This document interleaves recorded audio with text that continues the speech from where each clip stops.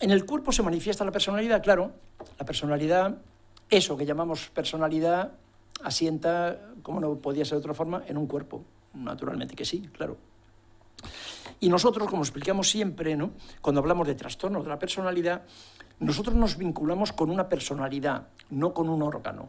No nos vinculamos con un corazón, no nos vinculamos con un hígado, ni siquiera nos vinculamos con una piel ni con un cáncer. Nos vinculamos, nos relacionamos con una personalidad. Esto lo diría exactamente igual si estuviera hablando de trastornos mentales, y lo hago igual, ¿no? Nosotros no nos vinculamos con una anorexia, o con una depresión, o con una ansiedad. Nunca nos vinculamos con un diagnóstico. Acordaos de esto, por Dios, despreciad las etiquetas diagnósticas. Eso ha sido una trampa, lo de los DSM. Yo soy miembro de la Asociación Americana de Psiquiatría y, por lo tanto, muy de lejos, claro, aunque solamente sea por la membresía, cómplice de los DSM. Y los conozco muy bien desde el DSM-3, que es al que yo accedí, ¿no? Los DSM y el diagnóstico categorial ha sido una trampa de la industria farmacéutica para vender medicamentos. Recordad eso, hacedme caso. Nada más y nada menos, ¿no? No nos relacionamos con una depresión, ni con una ansiedad generalizada, ni con una anorexia. Nos vinculamos con una personalidad. Y no tiene nada que ver el tratamiento, el abordaje de una depresión, como diagnóstico DSM, ¿no?, de una supuesta depresión, una depresión en una personalidad narcisista, o una depresión en una personalidad depresiva, en una personalidad, dependiente. No tiene nada que ver. Absolutamente nada que ver, ¿verdad? De manera que el estudio, a su vez, de la depresión y de la personalidad, el estudio de la personalidad y la comprensión de la personalidad como estación termini, una película ambientada en Roma, en la estación de Roma. La personalidad, la estación terminal, es la estación, la personalidad, eso que llamamos la personalidad, la estación en la que termina, en la que confluyen todas las vías genético-ambientales de nuestro origen. Todas esas vías terminan en lo que se llama la personalidad. Así se lo explico también a mis pacientes, ¿no? Esa es la confluencia. La personalidad. Y la personalidad depende, claro, otra vez, de factores muy poco genéticos, muy poco temperamentales y mucho aprendidos, ¿no? Mucho biográficos. De forma que el terapeuta está obligado a vincularse con la personalidad, lógicamente, con la personalidad, que es la manera única, que la personalidad tiene una manera única de manifestar el conflicto. Por eso decíamos, no hay depresiones, hay personas deprimidas. ¿Se entiende esa diferencia? No hay depresiones, esa es la gran trampa. Si yo acepto que hay depresiones, entonces, si yo acepto que hay trastornos por ansiedad generalizada, entonces el tratamiento es el Valium. ¿Os dais cuenta del truco? O del trato, ahora que estamos en Halloween, ¿no? Si yo acepto que hay depresiones, entonces el tratamiento son los antidepresivos. ¿Por qué? Porque todas las depresiones son iguales. Hablo de depresiones, hablo de diagnósticos. No os dejéis engañar, no habléis nunca jamás de depresiones. No hay depresiones. Hay personas deprimidas, hay personalidades deprimidas, hay personas con miedo, hay personas con ansiedad, hay personas con trastornos alimentarios, con insomnio, con lo que os dé la gana, con cualquiera de las etiquetas del DSM-5. Pero nos vinculamos con estas personalidades y cada una de estas personalidades tiene una manera única e irrepetible. Cada persona es distinta, somos distintos, y cada uno de nosotros tiene una manera única e irrepetible de manifestar el conflicto. ¿Y eso qué es? El síntoma. Por eso os decía antes, ¿todas las dermatitis significan lo mismo? No, todas las dermatitis significan un conflicto. ¿Está claro eso? Todas las dermatitis significan que hay un conflicto.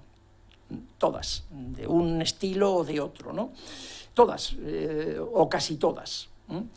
De forma que el terapeuta, para poder entender y poder vincularse con la personalidad, da igual el motivo de consulta, una vez más, el terapeuta solo podrá entender la personalidad, si entiende la biografía.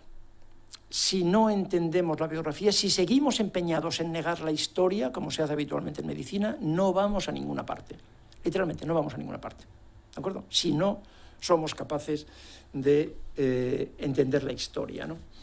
En medicina ha tenido mucho predicamento la historia de las personalidades y se han descrito muchas personalidades o patrones de conducta, como se llamaba en los años 70, cuando yo empecé a estudiar, 70, 80, 90, patrones de conducta o personalidades concretas que estaban estadísticamente más relacionadas con cierto tipo de enfermedad. La primera que yo escuché era anterior a que yo terminara incluso la carrera, el patrón de conducta tipo A. El patrón de conducta tipo A y su relación con el infarto agudo de miocardio.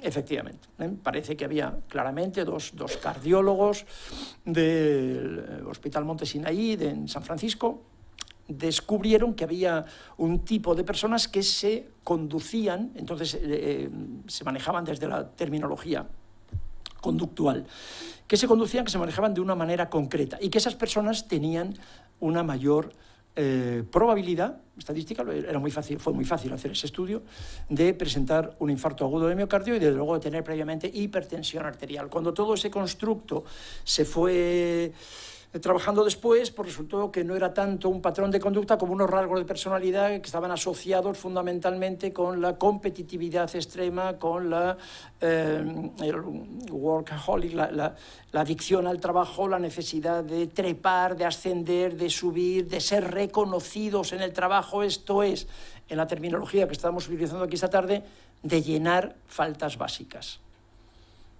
De llenar faltas básicas de la productividad.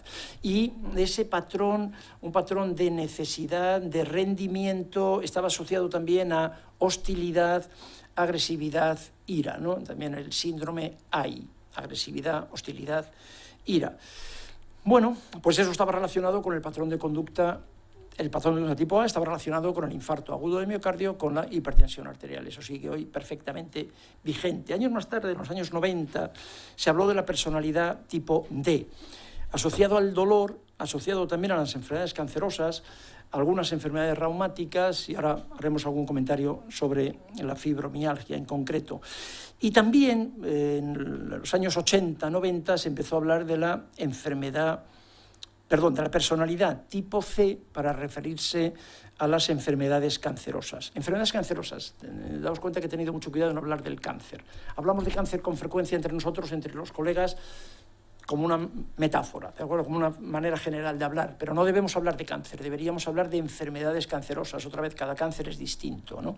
Y además ocurre en personas distintas. Bueno, lo que parece, en resumen, es que hay, a pesar de que muchos oncólogos, yo creo que todos los oncólogos lo saben, pero no les agobia, están en otra cosa, están en la biología molecular, que está bien que estén ahí, o sea, que yo también necesito que estén ahí, no tengo problemas con eso, pero que además de la biología molecular resulta que hay una manera de ser y de comportarse que probablemente tiene que ver en la historia, en la biografía, en el apego, que simplemente predispone a padecer una enfermedad cancerosa. Eso está fuera de toda duda en este momento, eso se sabe. Otra cosa es que, una vez más, pues que no se quiere hablar de ese tema. Y eso es lo que se ha llamado personalidad tipo C. Personas que tienden a somatizar en forma de ¿qué? En forma de cáncer. ¿Y por qué en forma de cáncer? Porque todos los que estamos aquí tenemos en este momento células cancerígenas circulando por nuestro organismo. No hay ninguna posibilidad de acabar con el cáncer. El cáncer es una contrapartida evolutiva, puro Darwin también. No hay ninguna posibilidad. No sé si se curará el cáncer o no, pero no vamos a terminar con el cáncer. Nunca, jamás. Es un problema de evolución. Todos tenemos células cancerosas circulando por nuestros organismos. ¿Y de qué depende que eso se desarrolle o no? De las habilidades del sistema inmunitario.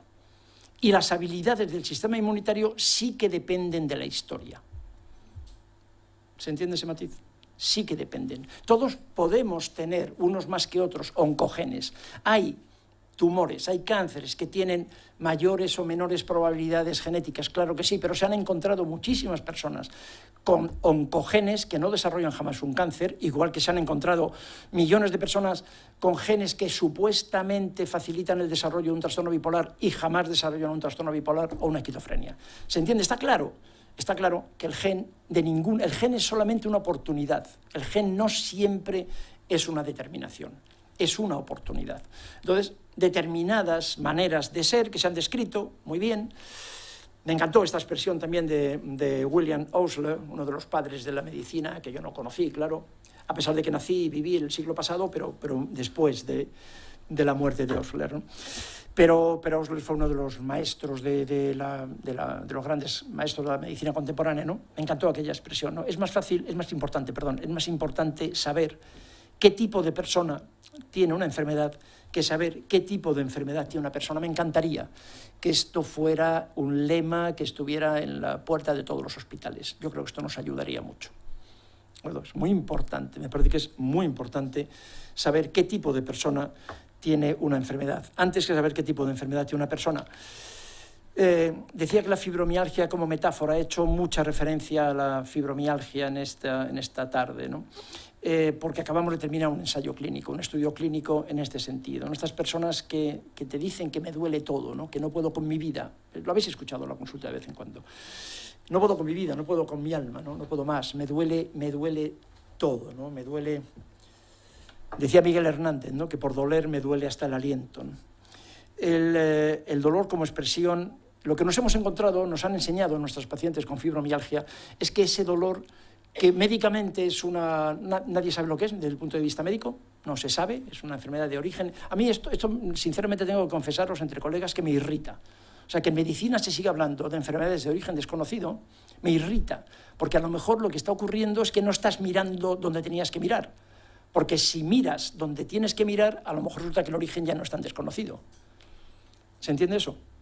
Claro, es de origen desconocido si solamente miras a los neurotransmisores o a los receptores neuromusculares, ¿no?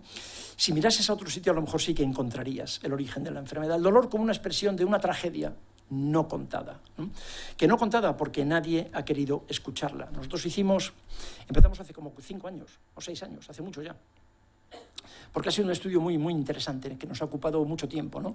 Comenzamos en la Sociedad Española de Medicina Psicosomática y el Hospital Infanta Cristina, un estudio clínico que fue aprobado por el Comité de Ensayos Clínicos de la zona correspondiente del Sistema Nacional de Salud y que tenía que ver con el impacto del tratamiento con EMDR, una técnica que utilizamos específicamente para el tratamiento del trauma en personas con fibromialgia y que además presentaban trastorno por estrés postraumático, que eran todas, la totalidad, ¿no?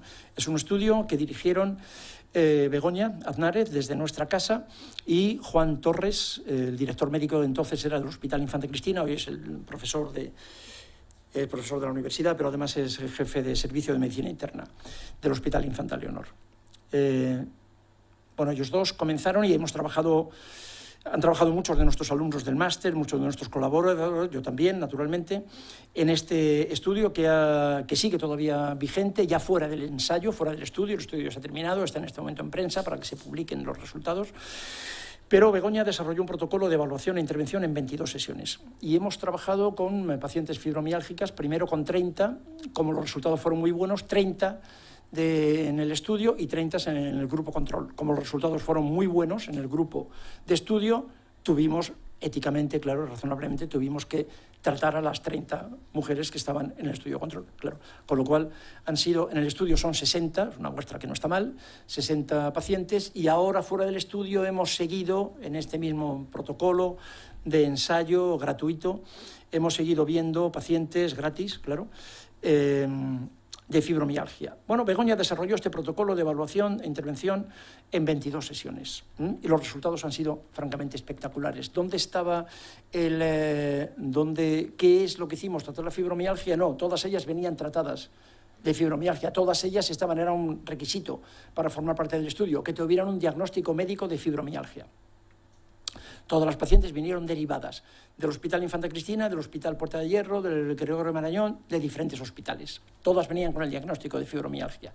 A ninguna se le había preguntado jamás por su historia traumática. A ninguna de ellas. Cuando nosotros se lo preguntábamos, era una respuesta frecuente, es que por fin, por primera vez, alguien me lo pregunta. Recuerdo el caso de una mujer que me dijo: sí, claro, y además yo creo que lo que me pasa a mí tiene que ver con aquello. Lo que ocurre es que una vez, hace 9 años, llevo 20 años con la fibro, y hace 20 años fui a una neuróloga del hospital y yo le dije a la neuróloga: mire, doctor, a mí me parece, yo no le quiero, pero me parece que, no sé, a mí me pasó esto.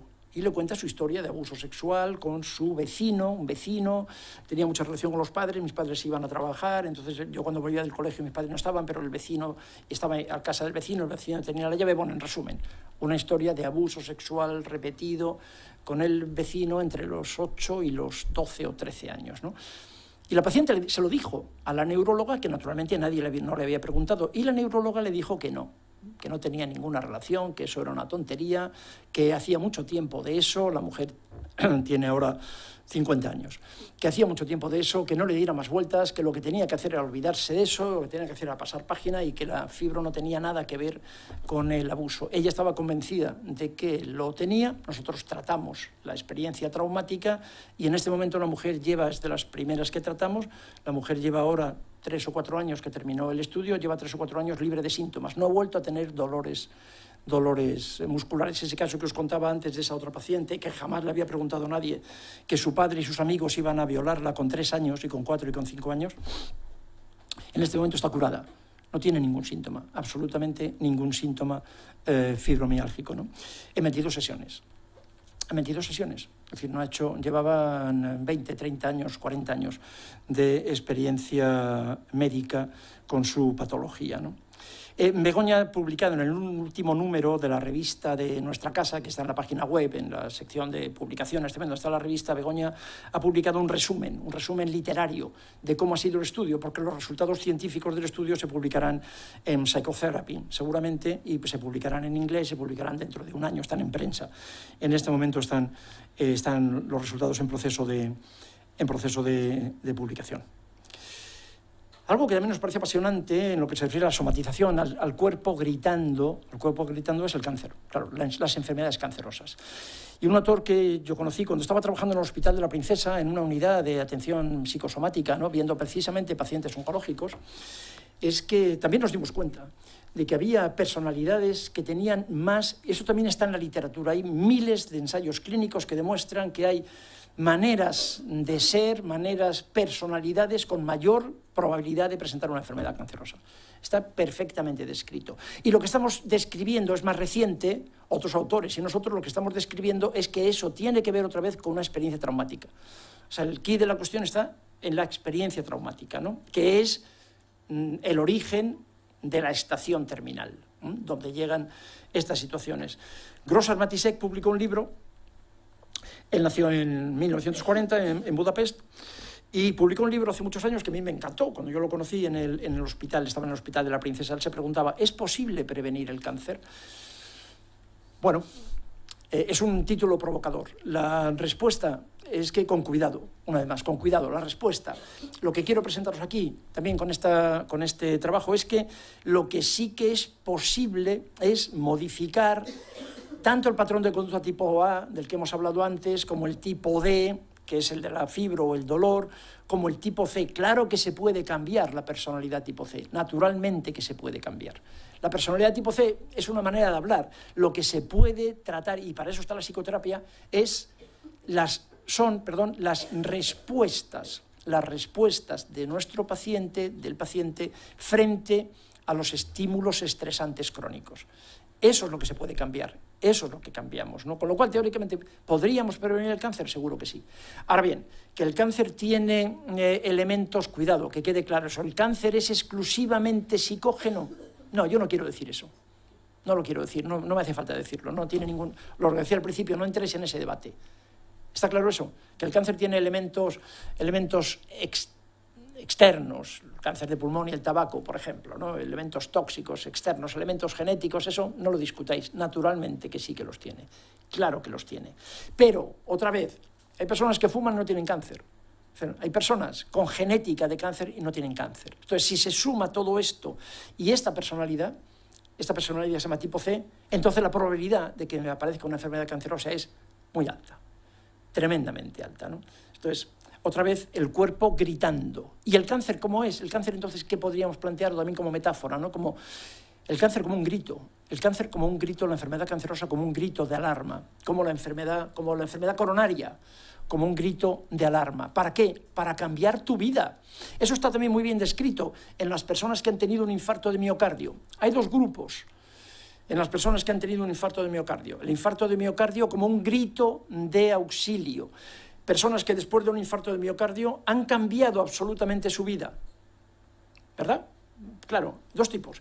Cambian su vida, cambian su manera de ser, hacen psicoterapia y cambian y pueden compartir su vida, pueden hablar, manejan la lexitimia y no vuelven a tener un infarto de miocardio.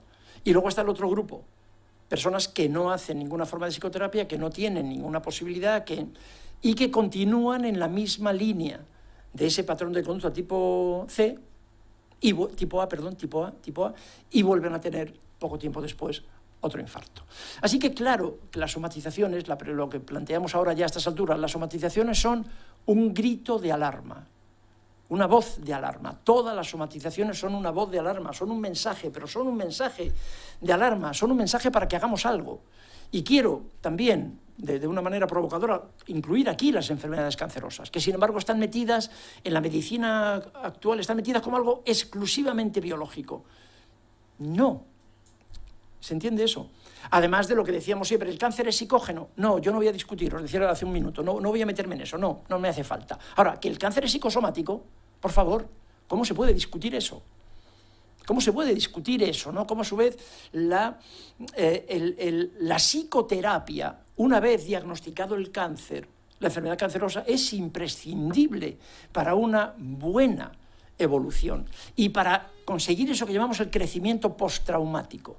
Y para poder cambiar, en resumen, esta personalidad, este estilo de indefensión aprendida, esta personalidad tipo C, supresión emocional, depresivos, desesperados, con poco apoyo social, inexpresividad emocional, esto es, alexitímicos, muy preocupados por el afecto positivo, porque gustar a los demás, muy poco expresivos de sus afectos negativos, racionales, con ese estilo represivos, con incapacidad para expresar la ira. Estas son las características de la personalidad de las personas que tienen, estamos hablando de probabilidades, que tienen más probabilidades de presentar una enfermedad cancerosa. El cáncer, entonces, la enfermedad cancerosa la entendemos como un grito de alarma, ¿no? Para poder manejar el estrés crónico. El estrés, hoy además sabemos muy bien cómo es, no hemos tenido tiempo, no lo podemos tener aquí, pero cómo el estrés crónico a partir de lo que llamamos la teoría inflamatoria. Hoy se explican las enfermedades cancerosas como las autoinmunes, como las digestivas, como la depresión o el trastorno bipolar, se explican desde la inflamación.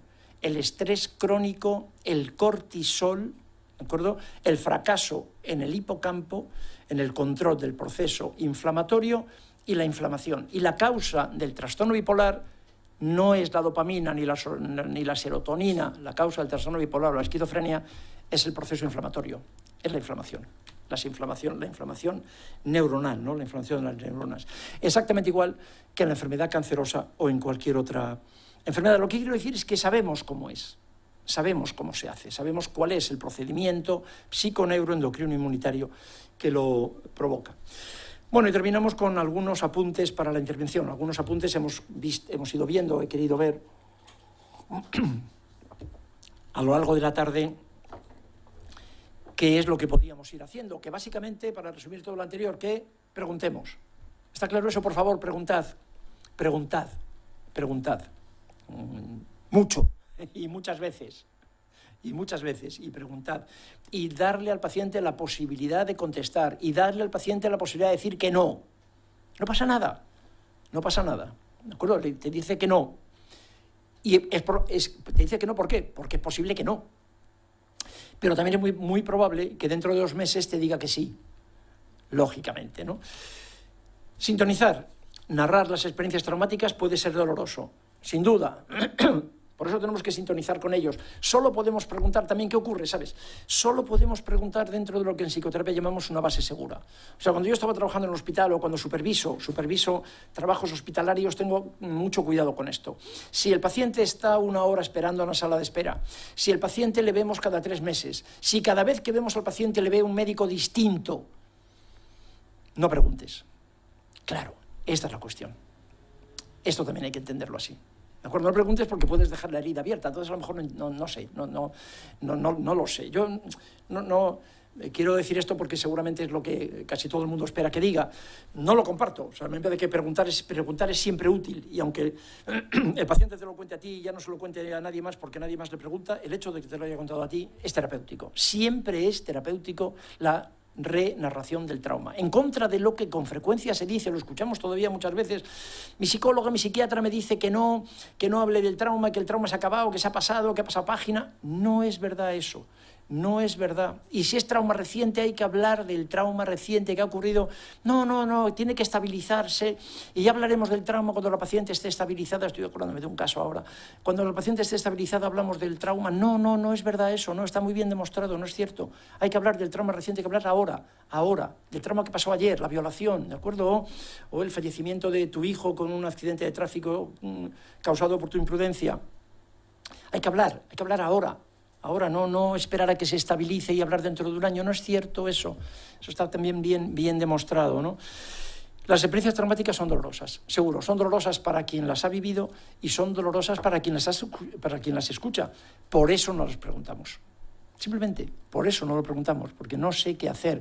Yo me inundo también, llevo muchos años preguntándolo y ahora estoy mejor que cuando empecé a preguntar, claro. Pero te inundas del dolor de estas personas. Es fácil sentirte contagiado por el estado mental adulto, ¿no? Por eso hay que contener las ansiedades del paciente y contener las ansiedades propias. Por eso es tan importante que el terapeuta haga terapia. Claro, por eso es tan importante, por eso es imprescindible y por eso en cualquier estándar de formación de psicoterapeutas en el mundo actual está la psicoterapia del terapeuta. Claro, para poder contener tus propias ansiedades asociadas o no con la experiencia traumática, tus propias ansiedades, ¿no? Crear una buena alianza terapéutica, eso es absolutamente fundamental. Si no tengo una buena alianza terapéutica, como te digo, si no me sé el nombre del paciente, el paciente está esperando en la sala de espera 1 hora, si la alianza terapéutica no es buena, espérate, pregunta cuando hayas corregido la alianza terapéutica. Y algo importantísimo es estar presente, estate presente. Estate presente mindful en la sesión, estate presente, escucha. Esta es la portada de una revista que nos mandan el Colegio de Médicos, el Madrid Médico. Esta es la portada de una de ellas porque es algo que el Colegio de Médicos de Madrid sabe que ocurre, ¿no? Y la portada de hace 1 año y pico, ¿no? El octubre del 21. La portada era esto: doctor, ¿me está escuchando? Esa es la portada. ¿Por qué? Porque los pacientes lo que nos cuentan es que lo que perciben es que el médico no les está escuchando directamente, ¿no? Escucha, estate pendiente en la relación. Si no preguntes otra vez, ¿no? Y algo que también hay estudios actuales muy interesantes. Nosotros estamos en uno. Mira, la mirada. Decíamos antes, la mirada incondicional, la mirada como uno de los elementos fundamentales. ¿Os acordáis que os decía que el apego se fundamentaba en la alimentación, en el contacto, en el tacto corporal, en la voz? Es tan importante contarle cuentos a tu bebé en el momento de dormir, ¿no? La voz. Los padres primerizos nos dicen: danos cuentos, dinos cuentos, bibliografía, dame bibliografía de cuentos para mi bebé de 3 meses. Yo siempre digo El País. Lee El País. Pero si tiene 3 meses, por eso, léete El País. Aprovecha si te lees tú El País. Mejor que La Razón, me parece. Y si no, léete La Razón. La Razón a lo mejor es un poco, te pone más nervioso, pero léete El Marca. Da igual si lo que tu bebé necesita. Cuando tenga 2 años, incluimos a Roald Dahl. Cuando tenga 6 o 4, incluimos a J.K. Rowling, a Harry Potter. Pero de momento lee El Marca. Si lo que tu niño necesita no entiende nada, no entiende el penalti Asensio, no lo entiende nadie, ni yo, que tengo muchos años, no lo entiende nadie. Pero en todo caso, lo que tu niño necesita es tu voz. Es tu voz. Lo que tu paciente necesita es tu voz. Escúchale y mírale la mirada. Mírale estudios, os decía, interesantes, estamos en ellos ahora, sobre la pertinencia o no, desde este modelo de terapia que nosotros planteamos, la pertinencia de estar escribiendo en el ordenador, que invade las consultas de muchos psicoterapeutas. El paciente está hablando y el terapeuta está mirando la pantalla. ¿Os suena eso? Está mirando la pantalla. Cuando vais al médico de atención primaria, si alguna vez vais, el médico de atención primaria no se está mirando. Está directamente, está así, tiene aquí el ordenador, vosotros estáis aquí. Bueno, dime, entonces todo bien, ¿no? Vale, o sea que te duele cuando yo te diga que te duele, ¿no? Sí, bien. ¿Ya has tenido? Bueno, no has tenido. Esto es, está escribiendo en el ordenador. ¿Cómo os sentís? Os sentís fatal. Sin embargo, lo hacemos en psicoterapia nosotros con nuestros pacientes. En lugar de un ordenador, estamos compulsivamente tomando notas, al dictado. Y el paciente te dice, no, está mirando. Te dice, no, te has equivocado, no, verdad, no, te he dicho que en 2 meses, no 6, ¿sabes? Estate pendiente, escucha, mira al paciente, las notas las tomas después.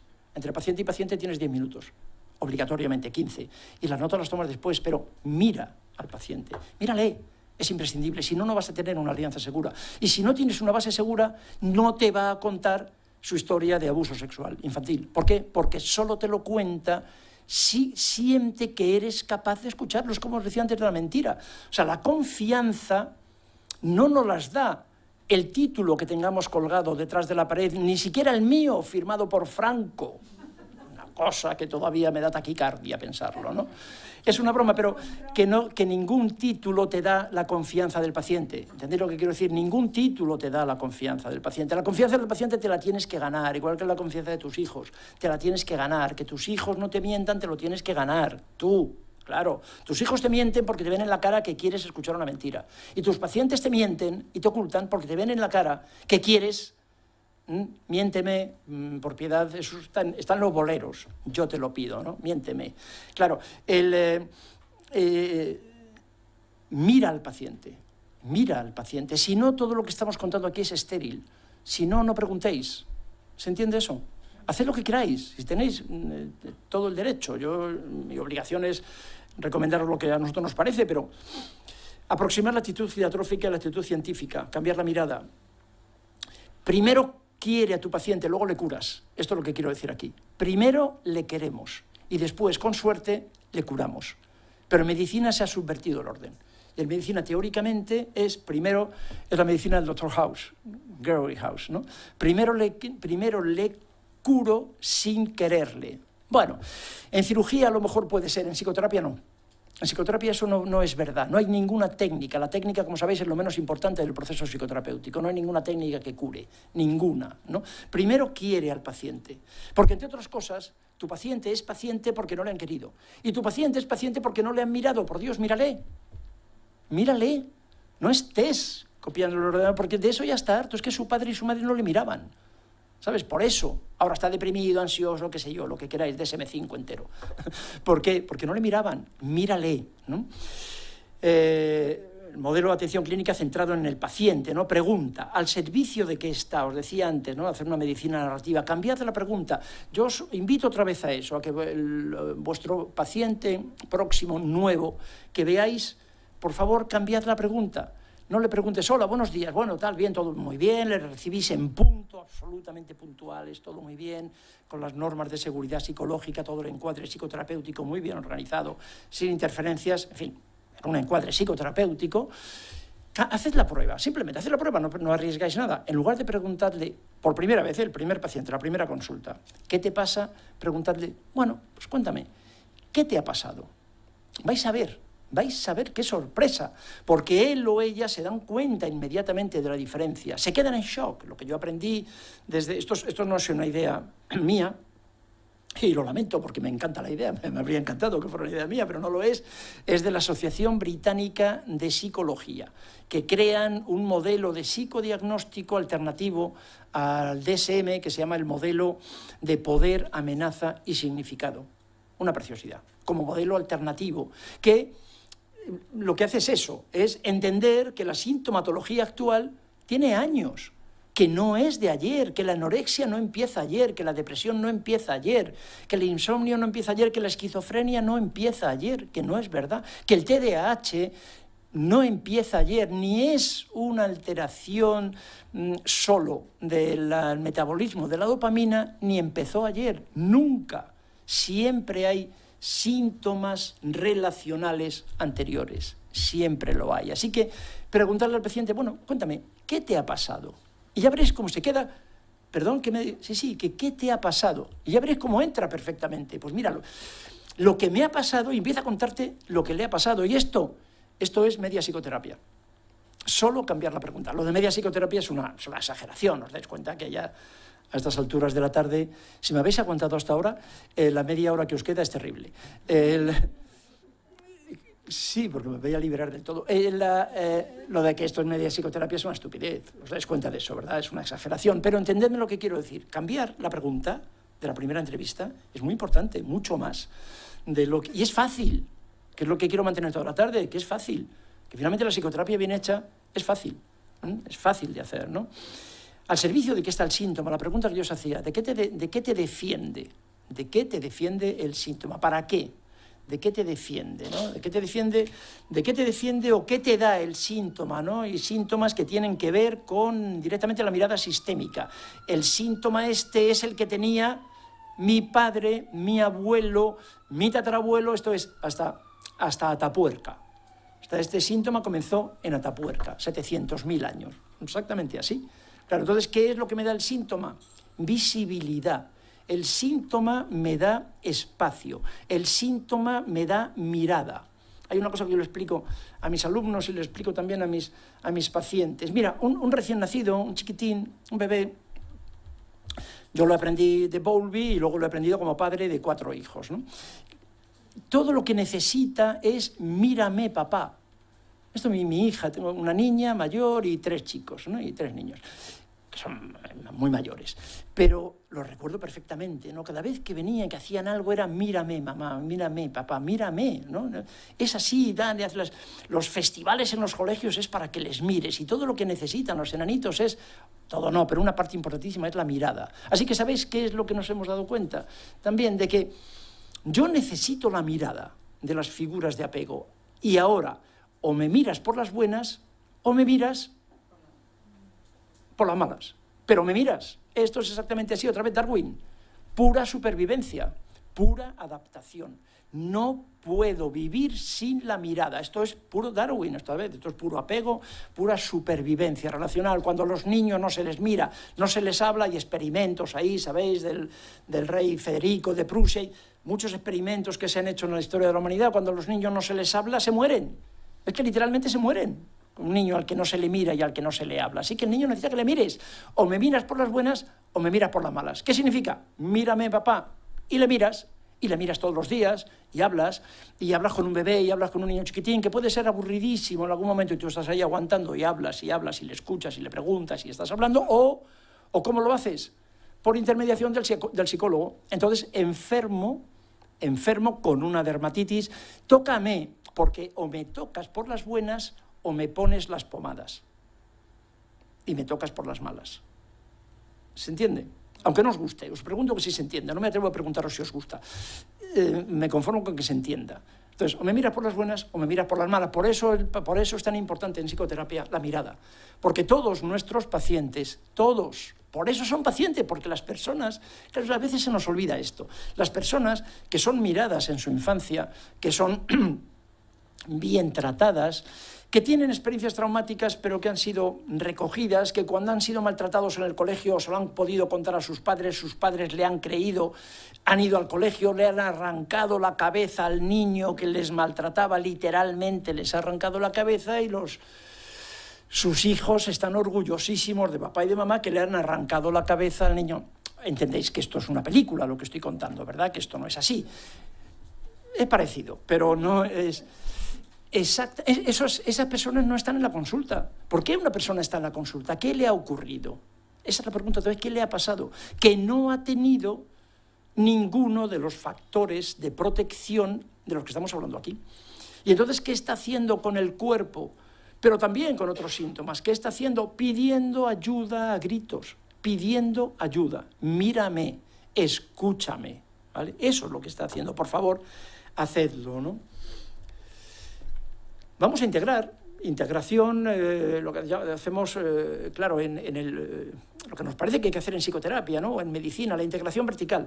Integración de arriba abajo y de abajo arriba, lo que comentamos al principio. Hacer psicoterapia, hablar con el paciente de arriba, de lo que ocurre arriba, de arriba, por supuesto que sí. Pero además, incluir técnicas de abajo arriba. Entonces, hacer una integración vertical, que sepamos además qué tipo de intervención va dirigida a la corteza, intervenciones cognitivas, qué tipo de intervención va al cerebro límbico, al cerebro mamífero, intervenciones emocionales, qué tipo de intervención va al cerebro reptiliano, lo que tiene que ver con la comida, por ejemplo, o con el sueño, o con la actividad física. Entonces, que sepamos a dónde va cada una de nuestras intervenciones, porque a nosotros nos parece que finalmente lo que hacemos en psicoterapia, y desde luego en psicoterapia en la que la somatización, el cuerpo, el lenguaje del cuerpo está sin escuchar, lo que hacemos es firmar la paz. Lo que a mí me gusta decir, firmar la paz en el cerebro. Esta imagen está copiada directamente de una imagen que yo encontré en Internet, en Google, no sé de quién es. La encontré en internet, la imprimí, la tengo así impresa en color, en la consulta, y esta imagen la utilizo con la mayoría de mis pacientes para explicarle a mis pacientes lo que les está pasando, de dónde procede sus síntomas, de dónde procede lo que dice, lo que siente y lo que necesita, y dónde están los bloqueos, y de dónde procede cada una de sus conductas. ¿Qué es lo que hacemos en psicoterapia? Firmar la paz en el cerebro, les explico, ¿no? Claro, ¿qué es eso? Pues que lo que necesitas, biológicamente hablando, cerebro de reptil, que lo que necesitas, lo que sientes, cerebro emocional, y lo que piensas es coherente, está en concordancia y puede ser expresado. ¿Os dais cuenta? Eso es lo que llamamos firmar la paz en el cerebro, y eso me parece que es el resultado final de una psicoterapia, al menos de una psicoterapia integradora. ¿Se entiende?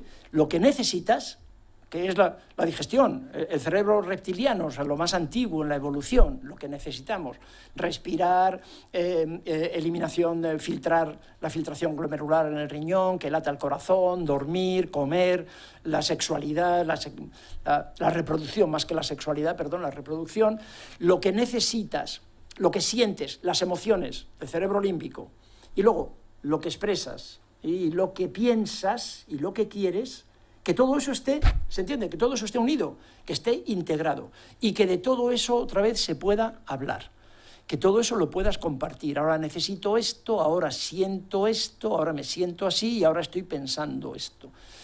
Esto es lo que llamamos, y esto se lo explico, le doy esta imagen fotocopiada en color y le voy explicando al paciente.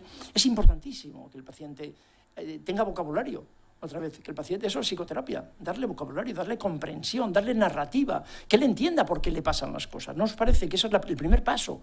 El primer paso, ¿os habéis dado cuenta que el primer paso para cambiar cualquier cosa es que nos demos cuenta, claro, de que hay que cambiarla? Ese es el primer paso. Claro, si no, no lo voy a cambiar, ¿no? Que tengo que cambiarla y qué es lo que ha pasado para que tenga que cambiarla, ¿no?